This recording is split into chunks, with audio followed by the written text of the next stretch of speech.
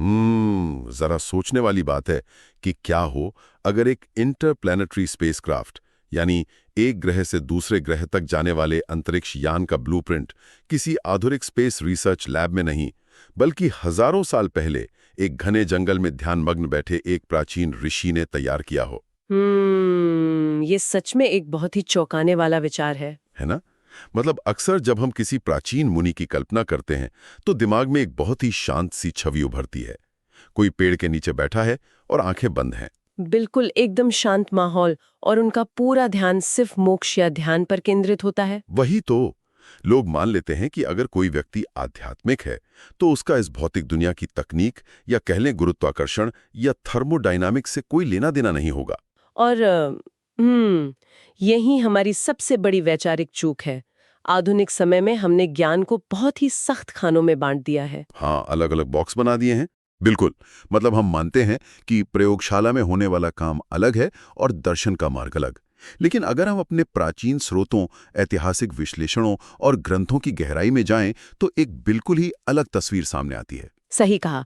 और आज के इस गहन चर्चा का हमारा मिशन इसी तस्वीर को साफ करना है। हमारे पास स्रोतों का जो विवरण है वो इतिहास के पन्नों से एक ऐसी शख्सियत को बाहर निकालता है जिसने अध्यात्म और विज्ञान के बीच की इन दीवारों को पूरी तरह से ध्वस्त कर दिया था। जी, हम महर्षि भारद्वाज की बात कर रहे हैं। एकदम सही। आज हम यह समझने की कोशिश करेंगे कि कैसे एक प्राचीन ऋषि ने अध्यात्म, चिकित्सा और वैमानिकी यानी एरोनॉटिक्स के बीच की दूरियों को पाटा। चलिए इसे थोड़ा खोल कर देखते हैं, क्योंकि यह चर्चा विज्ञान और धर्म के बीच की आधुनिक बहस को पूरी तरह से बदल सकती है। इस पूरी कहानी और महर्षि भारद्वाज के अनूठे स्थान को समझने के लिए हमें सबसे पहले उस ब्रह्मांडीय ढांचे को समझना होगा जिसका जिक्र हमारे स्रोतों में बहुत स्पष्टता से किया गया है। वो सप्तर्षि वाला ढांचा है ना? राइट। देखिए, ये सिर्फ एक व्यक्ति की जीवनी नहीं है, बल्कि ये पूरी मानव सभ्यता के निर्माण की एक टाइमलाइन है। ग्रंथों में मनवंतर की अवधारणा है जो ब्रह्मांडीय समय को मापने की एक विशाल इकाई है, जो कि लाखों वर्षों तक चलती है। जी, लाखों वर्षों तक। और हमारे स्रोत बताते हैं कि हम वर्तमान में 7वें मनवंतर में जी रहे हैं, जिसे वैवस्वत मनवंतर कहा जाता है। अच्छा, और हर मनवंतर में ब्रह्मांडी व्यवस्था को बनाए रखने के लिए, सभ्यता को दिशा देने के लिए सप्तर्षि यानी 7 महान ऋषियों का एक समूह होता है। स्रोतों में इन 7 ऋषियों को मानव सभ्यता के 7 स्तंभ कहा गया है। बिल्कुल सही। जैसे अगर हम महर्षि कश्यप को देखें तो उनका काम मुख्य रूप से सृजन और जीवन की उत्पत्ति से जुड़ा है। हर ऋषि का अपना एक अलग विभाग है। हाँ, एक तरह से आप ऐसा कह सकती हैं। महर्षि गौतम न्याय व्यवस्था और तार्किक सोच के जनक माने जाते हैं। लेकिन जब हम इस सप्तर्षि मंडल में महर्षि भारद्वाज के स्थान को देखते हैं तो उनका कार्यक्षेत्र पूरी तरह से अलग है। जी, महर्षि भारद्वाज विज्ञान और नवाचार मतलब साइंस और इनोवेशन के प्रतीक हैं। एकदम सही। प्राचीन काल में वैदिक सभ्यता का जो नजरिया था उसमें भौतिक दुनिया के नियमों में महारत हासिल करना ही आध्यात्मिक ज्ञान प्राप्त करने का एक मार्ग माना जाता था। यहाँ जो बात सबसे अधिक रोमांचित करती है वो है कि उनके लिए विज्ञान और धर्म अलग अलग नहीं थे। इस बात को समझना बहुत जरूरी है। अगर मैं इसे आज के संदर्भ में एक एनालॉजी से समझाऊं तो ये कुछ वैसा ही है जैसे प्राचीन काल में कोई ऐसा व्यक्ति हो जो एक ही समय में एक महान दार्शनिक भी हो और एक एरोस्पेस इंजीनियर भी। ये एनालॉजी बहुत ही सटीक है। मतलब ये ऐसा है जैसे किसी को ब्रह्मांड के सोर्स कोड का एक्सेस मिल गया हो। अरे वाह, सोर्स कोड। हाँ, एक बार जब आप उस मूल ऑपरेटिंग सिस्टम यानी चेतना और आध्यात्मिकता को समझ लेते हैं तो आप उसी समझ का इस्तेमाल करके कुछ भी डिजाइन कर सकते हैं, फिर चाहे वो चिकित्सा विज्ञान हो या एरोनॉटिक्स। ये सोर्स कोड वाली बात बहुत ही दिलचस्प है। तो अब सवाल ये उठता है कि उनके पास ये असाधारण सोर्स कोड या ज्ञान आया कहाँ से? स्रोतों के अनुसार उनकी उत्पत्ति और उनकी सीखने की प्रक्रिया दोनों ही बहुत खास हैं। हाँ, वे देवगुरु बृहस्पति और ममता के पुत्र थे ना? जी, लेकिन उन्होंने अपना ज्ञान सिर्फ अपने पिता से नहीं लिया, उन्होंने सीधे देवताओं से शिक्षा ग्रहण की। स्रोतों में जिक्र है कि उन्होंने देवराज इंद्र से भाषा का व्याकरण सीखा और महर्षि भृगु से धर्मशास्त्र यानी कानून और नैतिकता का ज्ञान लिया। और वे वेदों के रचयिता भी हैं। ऋग्वेद के 6ठे मंडल के दृष्टा महर्षि भारद्वाज ही हैं, जिसमें उनके 765 मंत्र हैं। और सिर्फ ऋग्वेद ही नहीं, अथर्ववेद में भी उनके 23 मंत्र शामिल हैं। अच्छा जी, और वाल्मीकि रामायण के अनुसार महान ऋषि वाल्मीकि भी उनके शिष्य थे। रुकिए, यहाँ मुझे थोड़ा स्पष्टीकरण चाहिए। मतलब एक ही व्यक्ति भाषा विज्ञान में माहिर है, वो धर्मशास्त्र का ज्ञाता है और वेदों के इतने जटिल मंत्रों की रचना भी कर रहा है। क्या ये जानकारी को ग्रहण करने की किसी अति मानवीय क्षमता की ओर इशारा करता है, या फिर आधुनिक इतिहासकार इसे सिर्फ एक रूपक मान लेते हैं? देखिए, आधुनिक समय में हम स्पेशलाइजेशन के बहुत आदी हैं। एक डॉक्टर सिर्फ दिल का इलाज करता है, एक इंजीनियर सिर्फ सॉफ्टवेयर बनाता है। हाँ, हम हर चीज को अलग कर देते हैं। बिल्कुल, इसलिए हमें यह असंभव लगता है। लेकिन महर्षि भारद्वाज बहुश्रुत होने का, जिसे अंग्रेजी में हम पॉलीमैथ कहते हैं, उसका सबसे बड़ा उदाहरण है। अच्छा, मतलब उनके लिए सारे ज्ञान के स्रोत आपस में जुड़े हुए थे। जी, प्राचीन भारतीय ज्ञान परंपरा में यह माना जाता था कि भाषा का व्याकरण, समाज का व्याकरण और ब्रह्मांड का व्याकरण, ये तीनों एक ही मूल सिद्धांत से चलते हैं। उन्होंने उन सभी धागों को एक साथ पिरोया। मतलब वे जानकारी के ढेर को रट नहीं रहे थे, बल्कि उस बुनियादी ढांचे को समझ रहे थे जिससे वो जानकारी पैदा होती है। एकदम सही। जब चेतना चरम स्तर पर होती है तो आप हर विज्ञान के बीच के कनेक्शन को देख पाते हैं। तो इस सब का असल में क्या मतलब है?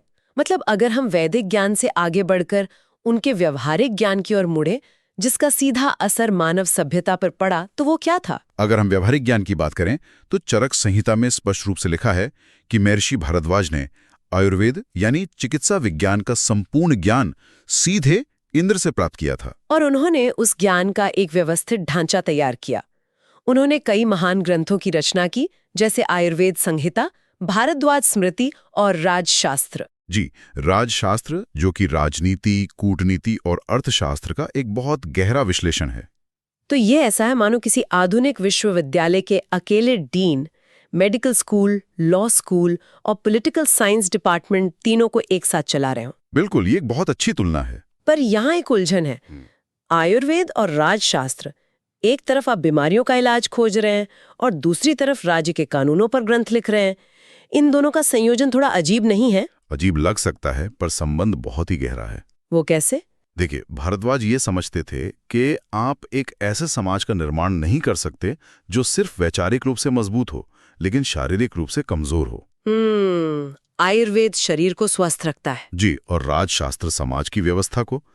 अगर लोग स्वस्थ हैं और राज्य की राजनीतिक व्यवस्था भ्रष्ट है, तो वो समाज आंतरिक कलह से नष्ट हो जाएगा। हाँ, ये तो बहुत लॉजिकल है। इसलिए उन्होंने दोनों का विज्ञान विकसित किया, मानव शरीर और राज्य के शरीर दोनों को स्वस्थ रखने का।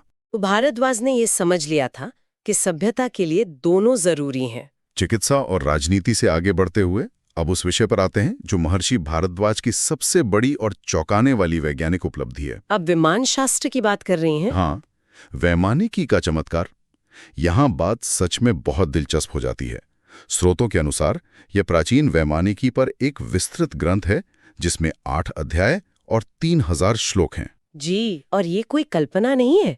इन श्लोकों में उड़ने वाली मशीनों यानी विमानों के निर्माण और उनके संचालन का सटीक विवरण है। और सिर्फ इतना ही नहीं, यात्री विमान, लड़ाकू विमान और यहाँ तक कि अंतरिक्ष यान, मतलब इंटरप्लैनेटरी स्पेसक्राफ्ट के सिद्धांतों का भी विवरण है।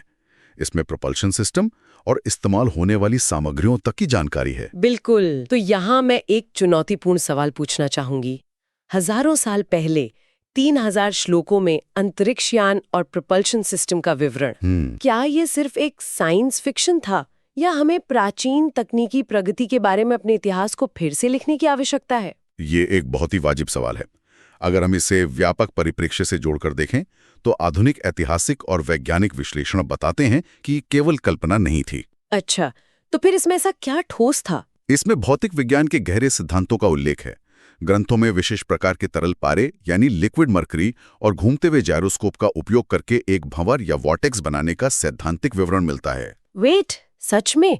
तरल पारा और जायरोस्कोप, ये तो सीधे सीधे आधुनिक एरोस्पेस इंजीनियरिंग की शब्दावली है। जी हाँ, और सिर्फ इतना ही नहीं, उसमें एंटी ग्रेविटी या गुरुत्वाकर्षण को मात देने वाला बल उत्पन्न करने की बात भी है। साथ ही ऐसी धातुओं का जिक्र है जो उड़ान की भारी गर्मी को सोख सकें। ये तो सच में दिमाग घुमा देने वाला है। लेकिन फिर वही सवाल, क्या उन्होंने सच में इन मशीनों का निर्माण किया था, या ये सिर्फ सैद्धांतिक भौतिकी यानी थ्योरेटिकल फिजिक्स थी? इस पर इतिहासकारों और वैज्ञानिकों के बीच आज भी गहरी बहस है। लेकिन हमें यह समझना होगा कि विज्ञान के इतिहास में सैद्धांतिक भौतिकी हमेशा इंजीनियरिंग से सैकड़ों साल आगे चलती है। जैसे कि जैसे लियोनार्डो दा विंची ने हेलीकॉप्टर का डिजाइन सदियों पहले कागज पर उतार दिया था, भले ही उस समय उसे बनाने की तकनीक नहीं थी। राइट, तकनीक बाद में आए लेकिन सिद्धांत पहले आ गए थे। बिल्कुल। महर्षि भारद्वाज के मामले में भी ये ग्रंथ इस बात का अकाट्य प्रमाण है कि वे हवा के दबाव, ऊर्जा के प्रवाह और गुरुत्वाकर्षण के नियमों को सैद्धांतिक स्तर पर बहुत अच्छी तरह समझ रहे थे। मतलब उन्होंने उड़ान भरने के लिए गुरुत्वाकर्षण को कैसे काटना है और हवा के दबाव का इस्तेमाल कैसे करना है, इसका एक पूरा मैनुअल तैयार कर दिया था। एकदम सही। आज भी कई वैज्ञानिक उन संस्कृत श्लोकों में छिपे धातुओं के निर्माण के सूत्रों को डिकोड करने की कोशिश कर रहे हैं। ये सिर्फ एक इंसान की कहानी नहीं है, ये मानवीय चेतना की असीमित क्षमता का प्रमाण है। जी। और ये असीमित होने का एहसास हमें इस चर्चा के अंतिम हिस्से तक ले आता है, जो उनके प्राचीन योगदानों को सीधे हमारे वर्तमान और भविष्य से जोड़ता है। हमारे स्रोतों में एक बहुत ही अद्भुत ब्रह्मांडीय संबंध बताया गया है। हाँ, महर्षि भारद्वाज का वर्तमान स्थान। जब हम रात के साफ आसमान में उत्तर दिशा की ओर देखते हैं तो हमें उर्सा मेजर या सप्तर्षि मंडल दिखाई देता है, जिसे पश्चिमी दुनिया बिग डिपर के नाम से भी जानती है। उन 7 प्रमुख तारों में से एक तारा महर्षि भारद्वाज का प्रतिनिधित्व करता है। मतलब उनका अस्तित्व सिर्फ इतिहास के पुराने पन्नों में दफन नहीं है, बल्कि वो हमारे ब्रह्मांड के नक्शे में हमेशा के लिए दर्ज है। बिल्कुल, वो हमें हर रात हमारी प्राचीन वैज्ञानिक और आध्यात्मिक विरासत की याद दिलाता है। ये खत्म नहीं हुई है। स्रोतों में कलयुग और उनके भविष्य के अवतार से जुड़ी एक भविष्यवाणी है। ग्रंथों की भविष्यवाणी के अनुसार कलयुग के अंत में, जब समाज में धर्म और ज्ञान का पतन हो जाएगा, तब भगवान विष्णु कल की अवतार लेंगे। जी। और उस समय महर्षि भारद्वाज और अन्य ऋषि अपने तारकीय रूप से उतरकर फिर से मानव रूप में धरती पर आएंगे। ओहो, मतलब वो वापस आएंगे। उनका उद्देश्य क्या होगा? उनका उद्देश्य होगा भगवान कल्कि का मार्गदर्शन करना। मानव सभ्यता जो वेदों का ज्ञान, आयुर्वेद और विज्ञान भूल चुकी होगी, सप्तर्षि उस ज्ञान को कल्कि को प्रदान करेंगे, जिससे सत्य के एक नए युग यानी सतयुग की स्थापना होगी। ये एक बहुत ही सुंदर और गोलाकार विचार है। मतलब जो ऋषि सृष्टि के प्रारंभ से ज्ञान को संभाल रहे हैं, जिन्होंने समाज को कानून दिए, चिकित्सा दी और उड़ान के सिद्धांत दिए, वही सृष्टि के एक चक्र के अंत में आकर उस ज्ञान के बीज को फिर से बोएंगे। बिल्कुल। आज की इस चर्चा की शुरुआत में हमने बात की थी कि कैसे हम अक्सर एक प्राचीन ऋषि को सिर्फ ध्यान मग्न देखते हैं और एक वैज्ञानिक को लैब कोट पहने हुए। हाँ, हमने उन्हें बिल्कुल अलग कर दिया है। लेकिन महर्षि भारद्वाज के इस बहुआयामी व्यक्तित्व को देखने के बाद ये सोचने पर मजबूर होना पड़ता है कि क्या ज्ञान को अलग अलग खांचों में बांटना आधुनिक दुनिया की एक बहुत बड़ी वैचारिक भूल है? मेरा भी यही मानना है। उनका जीवन इस बात का प्रमाण है कि असली ज्ञान खंडित नहीं होता।